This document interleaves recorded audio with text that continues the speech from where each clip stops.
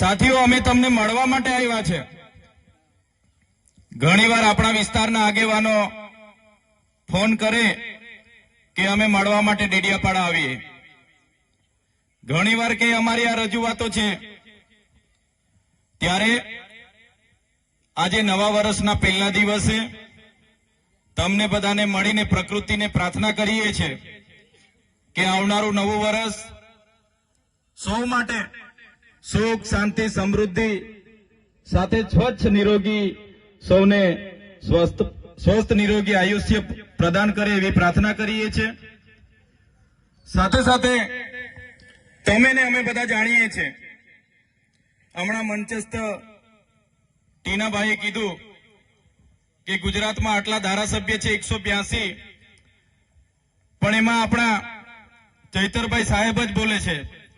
પણ અહીં બેઠેલા તમામ યુવાનો, વડીલો, માતા બહેનોને હું અપીલ કરું છું, ઘણા આગેવાનોએ મને સાહેબ સાહેબ સાહેબ કરીને કારના બોલે છે, પણ હું કોઈ સાહેબ નથી। મને તમારો ભાઈ, તમારો દીકરો બનાવીને રાખશો તો ગમશે। મારે કોઈ સાહેબ ભાઈ બનવું નથી, મારે કોઈ મસીહા બસિયા બનવું નથી, મારે કોઈ સાહેબગીરી બનવું નથી। કેમ કે તમે મને સાહેબ બનાવશો તો તમારો ને અમારો અંતર વધી જશે, એટલે મને ભાઈ બનાવીને તમારે રાખવાનો છે। રાખશો ને બધા? સાથીઓ, હું તમને કહી દઉં, ગુજરાતમાં 27 બેઠકો આદિવાસીઓ માટે રિઝર્વ બેઠકો છે। એમાં તમારી છોટાઉદેપુરની પણ 3 આવી ગઈ, અમારી નર્મદાની પણ 2 આવી ગઈ, એમાં ડેડિયાપાડામાંથી હું ચૂંટાયેલો છું। તો 27 બેઠકો પર તો બીજી કોઈ જાતિવાળા લડતા નથી, લડે છે કોણ? આપણા આદિવાસી લોકો જ લડે છે। સાચી વાત છે કે ખોટી વાત છે? હા, પાર્ટીઓ અલગ અલગ છે, કોઈ ભાજપમાંથી લડે છે, કોઈ કોંગ્રેસમાંથી લડે છે, કોઈ આમ આદમી પાર્ટીમાંથી લડે છે, કોઈ બીટીપીમાંથી લડે છે, કોઈ ભારત આદિવાસી પાર્ટીમાંથી લડે છે, કોઈ સપામાંથી લડે છે, કોઈ બહુજન સમાજ પાર્ટીમાંથી લડે છે, પણ આખરે ચૂંટાઈને તો આદિવાસી જ વિધાનસભામાં જાય છે ને। 27 બેઠકો આદિવાસીઓ માટે અનામત છે, છેલ્લે ચૂંટાઈને તો આદિવાસીઓ 27 જણ જ વિધાનસભામાં જાય છે। બધાએ બોલવું પડે, પણ જ્યારે આદિવાસી સમાજને માટે બોલવાની વાત હોય, 1-2 ધારાસભ્યને છોડીને કોઈ આદિવાસી ધારાસભ્ય વિધાનસભામાં આપણા સમાજ માટે બોલતા નથી, કેમ કે એ લોકોને ટિકિટની ચિંતા છે। આજે આટલો બધો આપણા વિસ્તારમાં અન્યાય અત્યાચાર થાય છે, કોઈ બોલતું નથી। એમને પાર્ટીએ રિમોટથી ચલાવે છે, પાર્ટી એમની પાર્ટીની ટિકિટથી પડેલી છે। ત્યારે આજે તણખલાના આ મંચ પરથી હું તમને કહેવા માંગુ છું, હું જે વિધાનસભામાંથી ચૂંટાઈને આવું છું એ આદિવાસી રિઝર્વ એટલે કે આદિવાસી અનામત બેઠક છે। મને કોઈ પાર્ટી ટિકિટ આપી દે, પણ આદિવાસીનો જાતિનો દાખલો મારા ફોર્મમાં હું નહીં મૂકું તો મારું ફોર્મ પાસ થવાનું છે નથી। ફોર્મ મારું પાસ થશે? કોઈ પણ પાર્ટી મને ટિકિટ આપી દે, પણ મારો આદિવાસીનો જાતિનો દાખલો હું નહીં મૂકું તો મારું ફોર્મ પાસ થવાનું છે? ભાઈ, પાસ થવાનું છે? નથી થવાનું ને।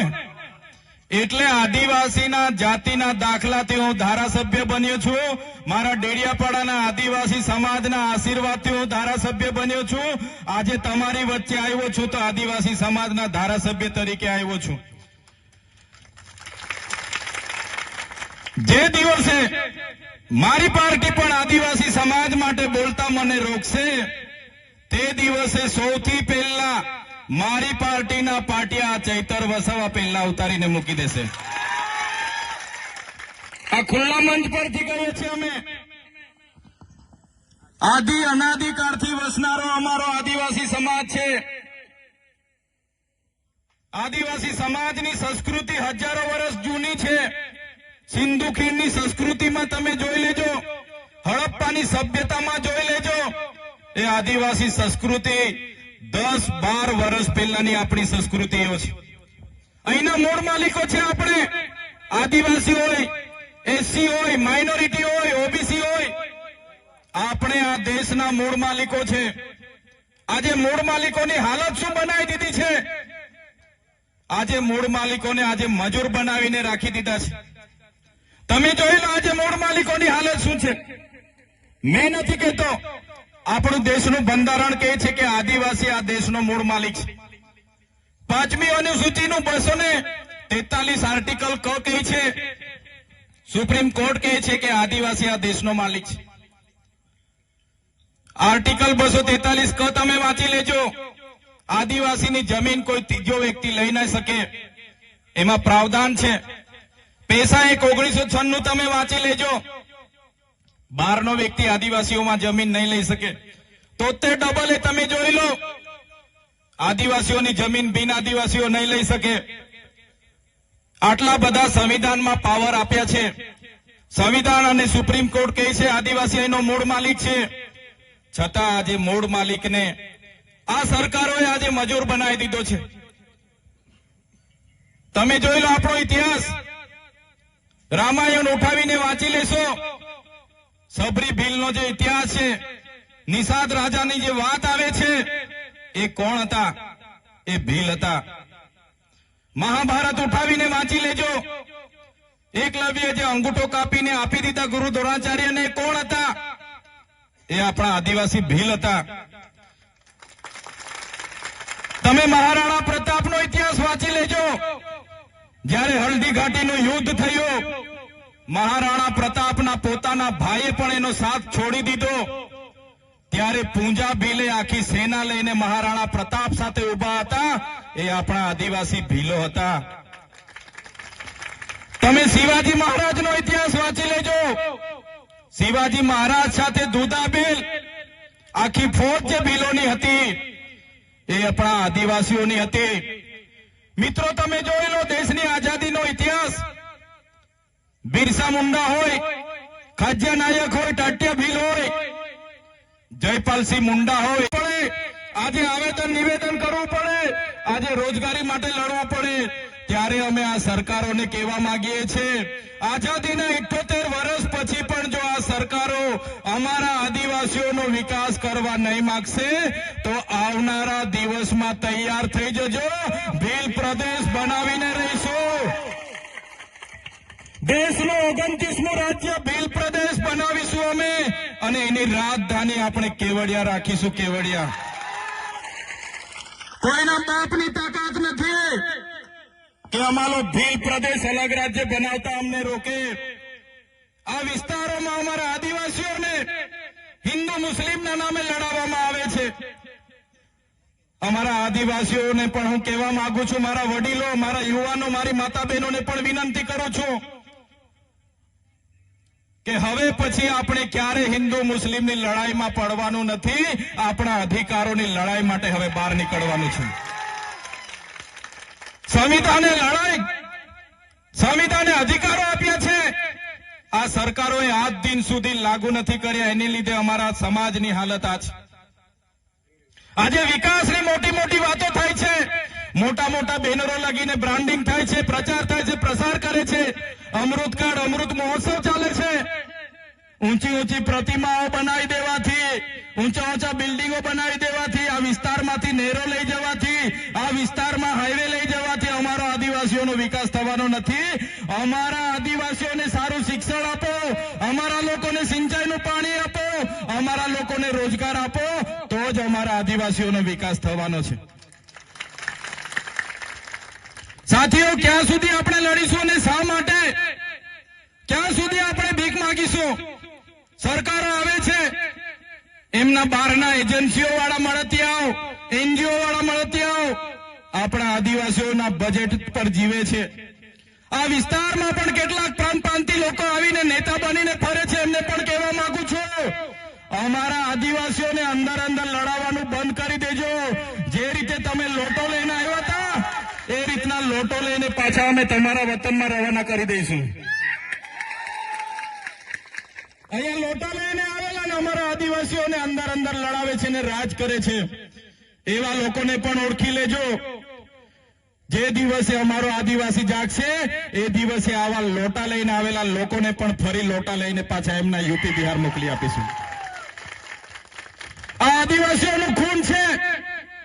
અમારા પૂર્વજોએ આઝાદીમાં પણ પોતાનું યોગદાન આપ્યું છે, દેશના વિકાસમાં પોતાનું યોગદાન આપ્યું છે. અને આજે અમારી જમીનો સંપાદન કરી લેવામાં આવે છે, શ્રી સરકાર કરી લેવામાં આવે છે, કંપનીઓને આપવામાં આવે છે. ત્યારે સાથીઓ, હવે કોઈ આવેદન નિવેદન કરવાની જરૂર નથી, હવે કોઈ જિંદાબાદ મુર્દાબાદ કરવાની જરૂર નથી. નર્મદામાં આટલા બધા વિસ્થાપિત થયા આપણા લોકો, આટલા વર્ષોથી દર ભટકે છે. અહીંના નેતાઓ ગોળ ગોળ ફેરવે છે, ખોટા વાયદાઓ કરે છે, મંત્રી તંત્રી પારણા કરાવીને જતા રહે છે. પણ મેં તમને વિસ્થાપિતોનો પણ આજના મંચ પરથી કેમ છું બાલુભાઈ, હવે તમે બધા તૈયાર થઈ જાઓ. હવે ભીખ નથી માંગવાની. આ લોકો જો નર્મદા વિસ્થાપિતોને યોગ્ય ન્યાય નહીં આપશે, આવનારા દિવસોમાં નર્મદા કેનાલ બંધ કરી દઈશું. તૈયાર થઈ જાઓ. અમે આગેવાની કરવા માટે તૈયાર છે. પોલીસ સામે અમે લડવા માટે તૈયાર છે. પોલીસનો પહેલો દંડો, પહેલી ગોળી અમે ખાઈશું. પણ જો આ નર્મદા વિસ્થાપિતોને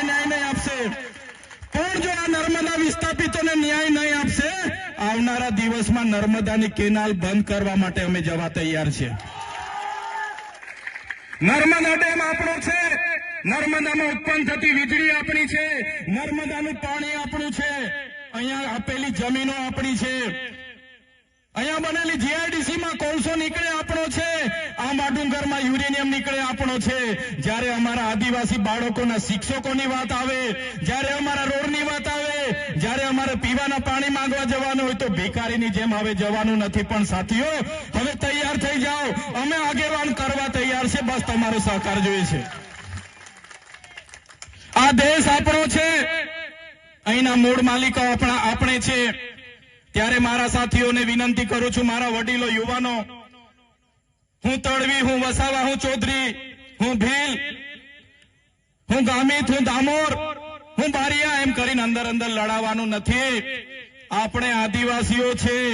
જે દિવસે આપણે આદિવાસી તરીકે મટી જઈશું તે દિવસે તમને ને અમને કોઈ પૂછવાનું નથી. પહેલા આદિવાસી તરીકે આપણે બચવું પડશે. એક તીર એક કમાન,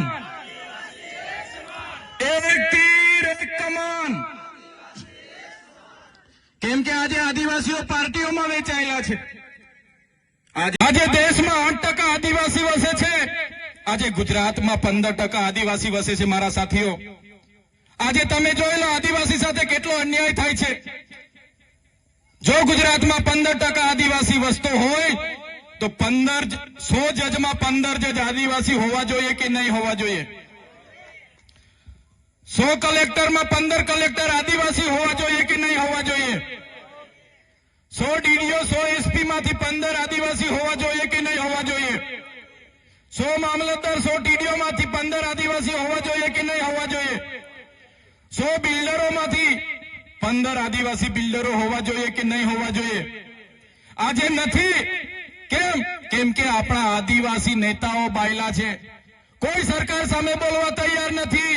ત્યારે અમે કહીએ છીએ એમના જેવા બંગડી પહેરીને અમે નથી બેઠા. જે દિવસે અમારો આદિવાસી સમાજ માટે બોલતા અમારી પાર્ટી અમને રોકશે, એ દિવસે પાર્ટીના પાટિયા પણ આ ચૈતર વસાવા ઉતારીને મૂકી દેશે.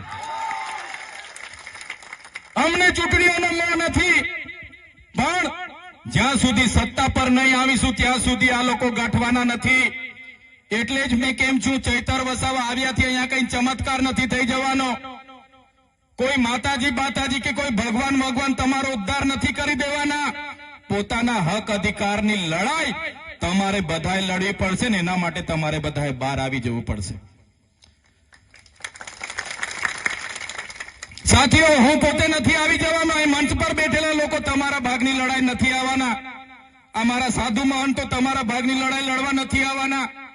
તમારા ભાગની લડાઈ, તમારા અસ્તિત્વની લડાઈ, સંસ્કૃતિ બચાવવાની લડાઈ, આદિવાસી બચાવવાની લડાઈ આપણે બધા સાથે નીકળીશું તો થવાની છે.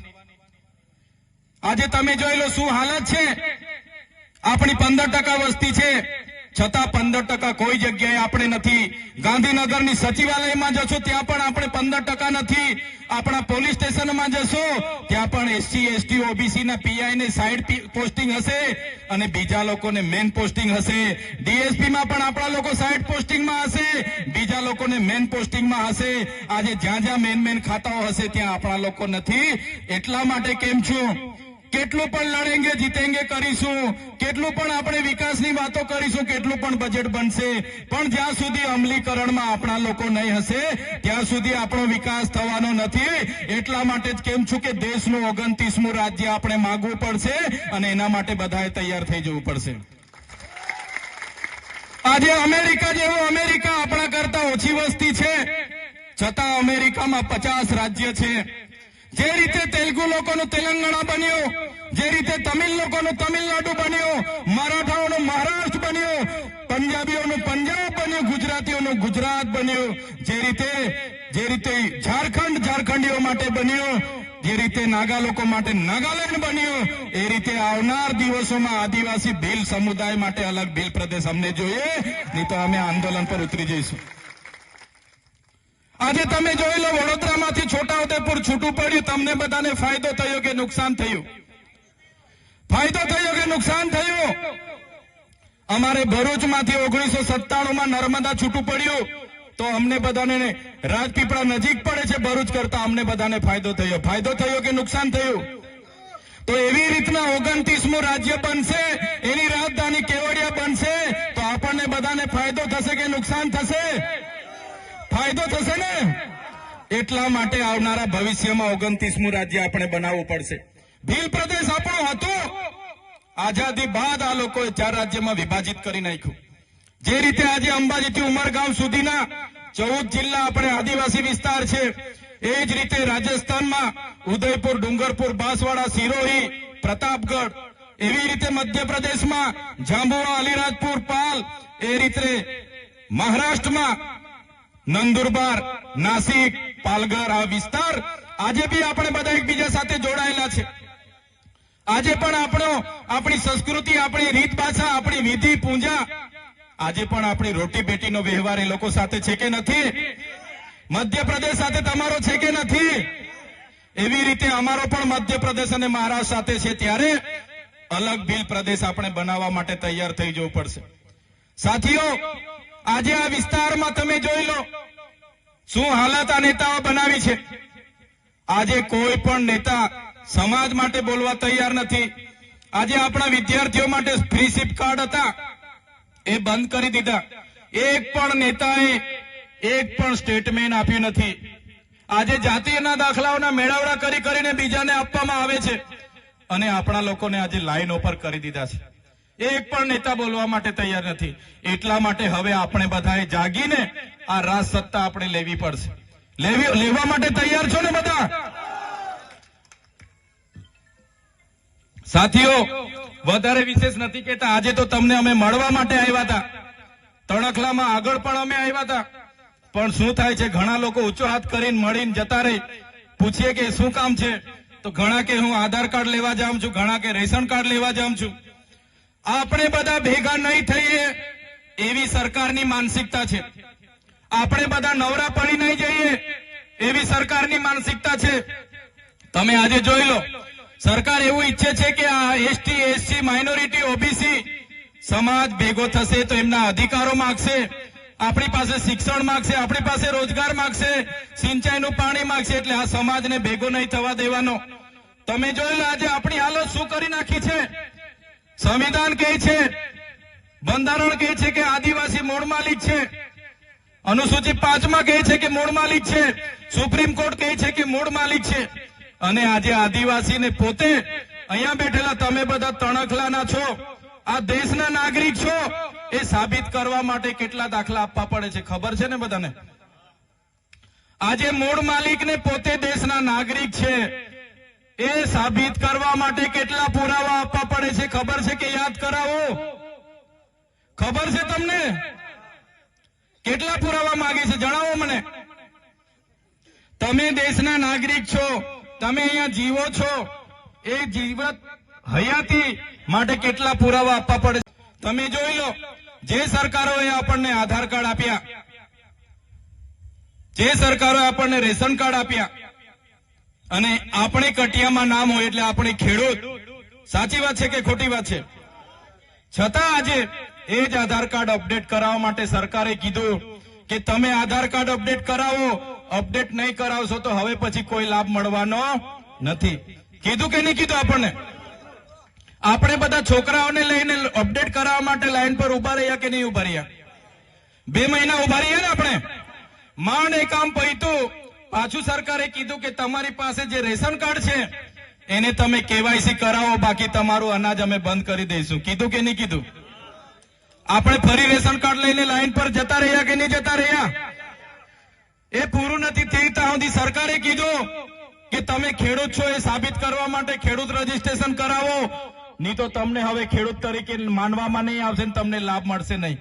કીધું કે નહીં કીધું? આપણને આપણે પાછા ખેડૂત તરીકે રજીસ્ટ્રેશન કરવા લાઈન પર ઉભા રહી ગયા. ત્યારે સરકારને કહેવા માંગીએ છીએ, આધાર કાર્ડ તમે આપ્યા છો, રેશન કાર્ડ તમે આપ્યા છે, અને કટિયામાં અમારું નામ, અમારી માલિકીનું નામ હોય એટલે અમે ખેડૂત, એમાં શું કામ અમારે રજીસ્ટ્રેશન કરાવવાનું? પણ આ સરકાર તમને મહિનાઓ સુધી લાઈન પર રાખવા માંગે છે.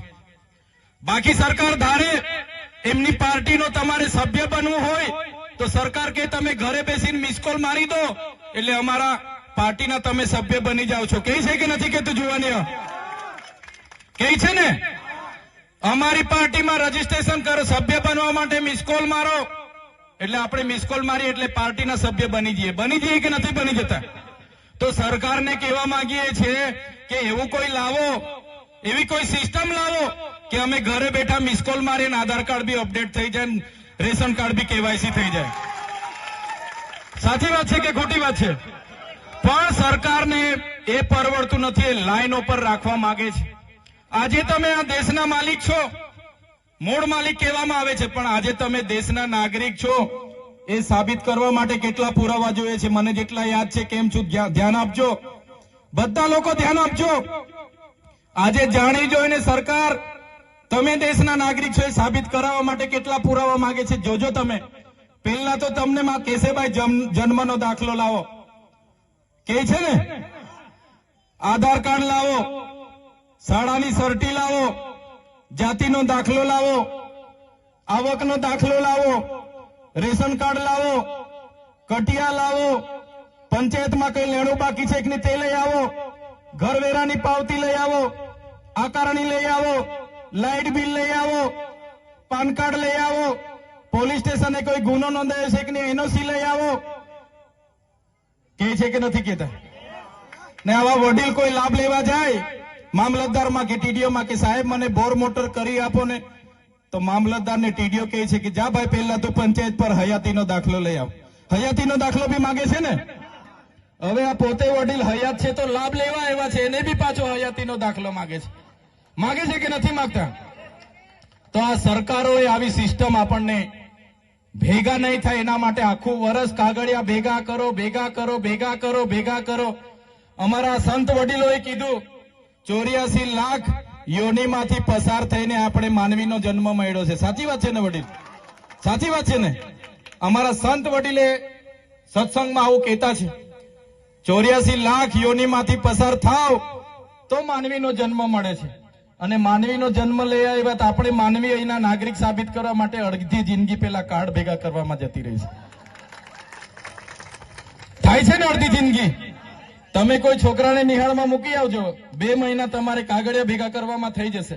કોઈ લાભ લેવા માંગશો, લોન લેવા માંગશો એટલે 3 મહિના તમારે કાગળિયા ભેગા કરવામાં થઈ જાય. તો આ પરિસ્થિતિ આપણી છે. નોટબંધીમાં આપણને બધાને લાઈનો પર કરી દીધા. નોટબંધી યાદ છે કે ભૂલી ગયા બધા? આપણા સાહેબે રાતે 12 વાગે કીધું કે તમારા પર 500 ને 1000 વાળી છે, કાલેથી ચાલવાની નથી, મહિના પછી બંધ થવાની છે, બદલી કાઢજો.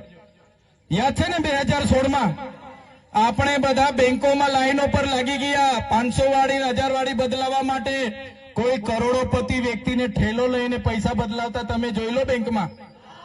કોઈ કરોડપતિ બેગ ભરીને આવ્યો હોય, ભાઈ મારા બદલી આપો, એવો જોઈ લો તમે કોઈને? બધાનું બારોબાર સેટિંગ થઈ ગયું. આપણા નાના લોકો લાઈનો પર ઉભા રહી રહીને કેટલા લોકો મરી ગયા કે નહીં મરી ગયા? શું ફાયદો થયો? નોટબંધીથી 15 લાખ મળવાના હતા, મળી ગયા તમને? 15 લાખ ખાતામાં જમા થઈ ગયા તમારા. પેલા ભાઈ બોલતા નથી આ બાજુના કોરોના. તમે ટીવી ખોલો, વીટીવી ખોલો, જીટીવી ખોલો, સ્ટાર પાસ કરો, બધામાં કોરોના ચાલતું હતું 2 વર્ષ સુધી. યાદ છે ને બધાને? અમિતાભ બચ્ચન ફોનથી કહે ભાઈ હાથ ધોવાનું રાખો, તમે દૂર રાખો, અંતર દૂર રાખો. હતું કે નહીં હતું? 2 વર્ષ સુધી કોરોના ચાલ્યો. રાતે કીધું લોકડાઉન, આપણને તો લોકડાઉન એ બી ખબર નહોતી, પણ બીજા દિવસે પોલીસને દંડા લઈને ફરતા જોયા એટલે ખબર પડી કે લોકડાઉન છે આ પ્રકારનું. હતું કે નહીં હતું? પોલીસને આદેશ આ કોરોનામાં આટલો દંડ ઉઘરાવવાનો, જમાદારને આદેશ, રોજના 200 મેમો ફાડવાના, આટલો દંડ જમા કરવાનો. બિચારો આપણા વાળો હોય એને બી નોકરી કરવાની છે. શરમાય કોઈ દિવસે આ ચોકડી પર હોય, કોઈ દિવસે પેલી ચોકડી પર હોય. કોઈ પણ વ્યક્તિ બાઇક લઈને જાય એટલે લાયસન્સ માગે, લાયસન્સ ના હોય તો એનએસસી માગે, પીયુસી માગે, ફલાણું માગે, હેલ્મેટ માગે, બધું હોય તો છેલ્લે માસમાં તો બી 2000 નો દંડ લખી આપે. હતું કે નહીં હતું? 2 વર્ષ સુધી કોરોના ચાલ્યો. આપણે 12મું નહીં કરવાનું, મયતમાં ભેગા નહીં થવાના, ભજન નહીં કરવાનું, ગણપતિ નહીં કરવાની, નોરતા નહીં કરવાના, લગ્ન નહીં કરવાનું. અને એ લોકોની પ્રચારની રેલી હોય ને, કોઈ મોદી સાહેબ આવવાનો એટલે તે દિવસે કોરોનાને રજા. હતું કે નહીં હતું? તે દિવસે બધું રજા. ફરો ભાઈ, મજા કરો. એ જેવા ગયા એટલે પાછો કોરોના ચાલુ. હતું કે નહીં હતું? એટલા હાથ ધોવડાઈને આપણને ગાંડા કર્યા. તમે જોઈ લો, 2 વર્ષ કોરોનામાં બધું અર્થતંત્ર પૂરું થઈ ગયું. કોરોના કરીને બધું પૂરું થઈ ગયું. પણ સાથીઓ, તમે થોડું ઉપરોમાટ ચલવો, તમારું મગજ ચલવો. કોરોના આટલા બધા લાખો લોકો મરી ગયા, રોજના સમાચારમાં આવે. આજે બરોડામાં 800 મરી ગયા, અમદાવાદમાં 2000 મરી ગયા, સુરતમાં 1500 મરી ગયા, ગુજરાતમાં આટલા હજાર મરી ગયા, દેશમાં આટલા લાખ મરી ગયા. 2 વર્ષ સુધી ટીવીઓ ખોલો એટલે હતું કે નહીં હતું? આપણે તો ખેતરોથી આવીએ, નોકરીથી આવીએ, બેન રોટલી બનાવે એટલે એવું થાય કે થોડીક વાર સમાચાર જોઈ લેમ. જેવું સમાચાર ચાલુ કરો એટલે કોરોના. પેલો 5 રોટલી ખાતો હોય ને તો 2 રોટલી ખાઈને ધાબળો ઓળીને ઊંઘી જાય. થાય કે નહીં થાય? આટલી બધી ચિંતા આપણને કરી દીધી હતી. અને આપણા સાહેબે તો કીધું કોરોનાનો ઈલાજ છે. તમે બધા થાળી વાડકી લઈને વગાડો, બહાર નીકળીને કોરોના નાહી જાય. કીધું તું કે નતું કીધું? કીધું તું ને? પાછા બીજા અઠવાડિયે કીધું કે તમે દીવા સળગાવો, કોરોના નાહી જાય. કોરોના ગયેલો ભાઈ. દીવા સળગાવ્યા હતા ને આપણે બધાએ, થાળી વેલણ વગાડ્યા હતા ને આપણે બધાએ, પણ કોરોના નહોતો ગયો. પણ સાથીઓ વિચારો, આ કુવામાં કૂદી પડે એવું કે એટલે કૂદી નહીં પડવાનું, થોડું જોવાનું, વિચારવાનું કે શું થાય કુવામાં કૂદવાથી. તો લાખો લોકો મરી ગયા. પણ જેટલા પણ લાખો લોકો મર્યા છે બધા દવાખાનામાં મર્યા છે. એક પણ વ્યક્તિ કોરોનાથી બહાર ફફડીને મર્યો નથી. અહીંયા કવાટમાં હાટ ભરાય એટલે લોકો ઠોકાયા કરે. અમારે દેવમોગરા, અમારે ડેડિયાપાડામાં હાટ ભરાય, અમદાવાદ રેલવે સ્ટેશન, બસ સ્ટેન્ડમાં લોકોને ઠોકાયા કરે. કોઈ દિવસ કોઈ ભિખારી પણ કોરોનાથી બહાર ફફડીને મર્યો નથી. ને આપણે તો હાથ ધોઈને ગાંડા થઈ ગયેલા. સાચી વાત છે કે ખોટી વાત છે? કોઈ ગાંડો બી 3-3, 5-5 મહિના નહીં ના એવો કોઈ ગાંડો બી નાયા ધોયા વગર મર્યો નથી. છતાં આપણને ગાંડા કરી નાખ્યા. 2 વર્ષ કોરોના ચાલ્યો, એક પણ વ્યક્તિ કોરોનાથી બહાર ફફડીને મર્યો નથી. જેટલા પણ લોકો કોરોનાથી મર્યા છે બધા લોકો દવાખાનામાં મર્યા છે. એનો આજ દિન સુધી કોઈ રિપોર્ટ સરકાર પાસે નથી કે શાના લીધે મર્યા છે. આ સરકારે આ રીતની આપણી સાથે વર્તાવ કર્યો છે. આ મોબાઈલ તમારી પાસે બધા પર છે. આ મોબાઈલમાં દિલ્હીમાં કઈ થાય, આ મોબાઈલમાં કલકત્તા, ચેન્નઈ કે બોમ્બેમાં આગ લાગે, ટ્રેન ઠોકાય કલકત્તામાં, બીજા દિવસે મોબાઈલમાં આવી જાય છે. આવી જાય છે કે નથી આવી જતું? કોઈ નાનો છોકરો ખોવાઈ જાય તો બી હવે ભાઈ આ છોકરો કોનો છે, અમને અમદાવાદમાં મળ્યો છે. આવે છે કે નથી આવતું? કોરોનામાં લાખો લોકો મરી ગયા. एकाद वीडियो तो दिल्ली, बॉम्बे के चेन्नई, कलकत्ता थी आवो જોઈએ ને. देखो भाई ये बंदे को कोरोना हुआ है, ये बंदा अभी तड़प के मरने वाला. एकाद वीडियो उतारीने आवेलो છે તમારા પર. કોઈ ફફડીને મરતું હોય ને એકાદે વીડિયો ઉતાર્યો એવો આવ્યો છે તમારા પર. એટલે સમજો આ સરકારો શું કરવા માંગે છે. એટલે જાગવાની જરૂર છે, ડરવાનું નથી. જે સુધી એક મુઠ્ઠી થઈશું તો સરકાર સામે ટકીશું. એકલ દોકલ લડશો તો પોલીસ વાળાને આપણી સામે મૂકી દેશે, આર્મી વાળાને, એસઆરપી વાળાને મૂકી દેશે. આજે કેવડિયાની જે હાલત બનાવી છે એ જ હાલત આવનારા દિવસોમાં બધાની થવાની છે. તો સાથીઓ, અમારું કામ છે જાગૃત કરવાનું, અમારું કામ છે એક કરવાનું, અમારું કામ છે હક અધિકારો માટે લડવાનું. અને જે અમે બોલીએ છીએ એ અમારો અનુભવ, અમારો અભ્યાસ કહે છે. એટલે તમારા બધાને અમે કહેવા માંગીએ છીએ કે વિશ્વની સૌથી મોટી પ્રતિમા આપણે કેવડિયામાં બનતી હોય અને કેવડિયામાં સરકારી શાળા ના હોય, ત્યાંના 10 કિલોમીટર પર આવેલું ચાપટ ગામમાં રસ્તો ના હોય, ત્યાંથી 15 કિલોમીટર આવેલું તુરખેડા ગામમાં રસ્તો ના હોય, અને આપણી મા બેટીઓ પ્રસૂતિની પીડાથી રસ્તે મરી જતી હોય, તો આ આદિવાસીઓનો વિકાસ હવે ચલાવવા માટે અમે સહમત નથી. તમારો સહકાર જોઈએ છે. આવનારા દિવસોમાં આ સરકારોને આપણે ઉખેડીને ફેંકી દેવાની છે. આ વિસ્તારોમાં નલ સે જલમાં કરોડો રૂપિયાના કૌભાંડો થયા. નળમાં આજ દિન સુધી પાણી નથી આવતું, માત્ર હવા આવે છે. હવા નીકળે છે ને કે પાણી આવે છે? આ વિસ્તારોમાં એટલા બધા પ્રોજેક્ટો થયા કરોડોના, એક પણ પ્રોજેક્ટ આદિવાસી સમાજને ફાયદાકારક નથી થયો. ત્યારે વધારે વાત નથી કહેતો, પણ આ વિસ્તારમાં નર્મદા વિસ્થાપિતો ઘણા મારા સાથીઓ અહીંયા ઉપસ્થિત છે, મારી માતા બહેનો, મારા યુવાનો. આ સરકારને એકવાર છેલ્લી વાર પૂછી લઈએ આપણે, એ સરકારો આપણને નર્મદા વિસ્થાપિતોને ન્યાય આપવા માંગે છે કે કેમ?